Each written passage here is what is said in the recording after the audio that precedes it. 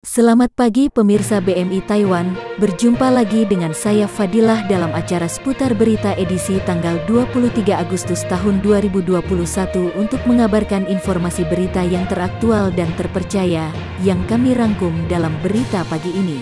Sebagai wujud komitmen pelindungan optimal kepada pekerja migran Indonesia, PMI, Kepala Badan Pelindungan Pekerja Migran Indonesia, BP2MI, Beni Ramdhani menyambut langsung kepulangan para PMI terkendala dari Taiwan. Kepulangan para pahlawan devisa tersebut disambut Beni dengan didampingi oleh para pejabat tinggi BP2MI, serta para stakeholder terkait di Wisma Atlet Pademangan, Jakarta Utara. Adapun sebelum dipulangkan ke tempat tinggalnya, para PMI harus menjalani proses karantina terlebih dahulu selama 8 hari di Wisma Atlet Pademangan. Dalam penyambutannya, Beni menjelaskan bahwa proses karantina ini dimaksudkan agar para PMI yang baru saja pulang dapat berjumpa dengan sanak keluarganya dalam keadaan sehat. Kami mengucapkan selamat datang di tanah air kita, Indonesia. Tentu dengan harapan, insya Allah sehat. Mohon dimaklumi setiap tiba dari luar negeri, harus ada pelayanan seperti ini.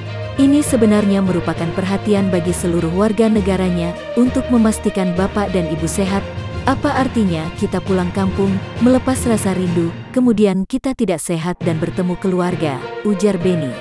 Gelombang kepulangan tersebut merupakan program repatriasi dari 129 PMI terkendala, yang terdiri dari 112 anak buah kapal, ABK. 2 PMI sakit berat, 2 PMI sakit ringan, 10 orang ibu dan anak, serta 3 PMI terkendala. Namun, terdapat 7 ABK yang batal berangkat, karena terdapat 3 orang yang masih berada dalam investigasi kapal tenggelam, serta 4 orang yang memutuskan untuk melanjutkan kontrak kerja. Selanjutnya PMI sakit berat atas nama Munawaroh, gagal dipulangkan karena alasan keselamatan.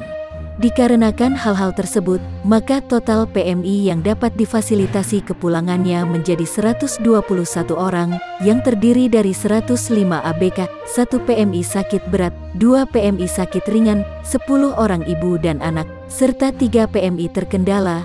Selain itu, juga terdapat 8 jenazah PMI yang turut serta dalam kepulangan ini.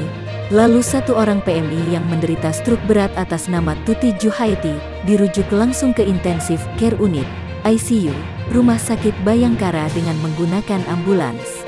Khusus ABK, mereka stranded di Taiwan, dan proses mereka tidak boleh turun ke darat selama kapal mereka ada di pelabuhan Taiwan. Ada yang 1 sampai 2 tahun. Proses negosiasi antara pemerintah Indonesia dengan Taiwan dilakukan dengan cukup alot, imbuh Beni. Namun dalam gelombang kepulangan ini, terdapat permasalahan, yakni para ABK belum mendapatkan hak-haknya secara utuh.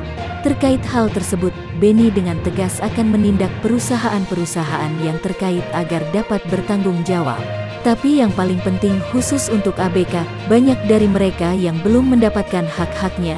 Sebagai Kepala BP2MI, saya ingin ingatkan, sampai di liang kubur pun kita akan kejar karena itu adalah hak-hak PMI yang harus segera dibayarkan. Mereka harus bertanggung jawab dan harus siap untuk kita seret melalui proses hukum jika tidak ada pertanggungjawaban dan niat baik untuk menuntaskan segala hal yang menjadi kewajiban bagi pekerja migran Indonesia, kata Beni. Pasca kepulangan ini, seluruh PMI terkendala tersebut akan dikarantina di Wisma Atlet Pademangan selama 8 hari, sebelum nantinya akan difasilitasi kepulangannya ke daerah asal oleh BP2MI. Lalu 8 jenazah para PMI yang telah meninggal akan diantarkan sampai di kampung halaman dengan menggunakan ambulans oleh BP2MI. Demikian informasi pada hari ini, saya Fadilah melaporkan.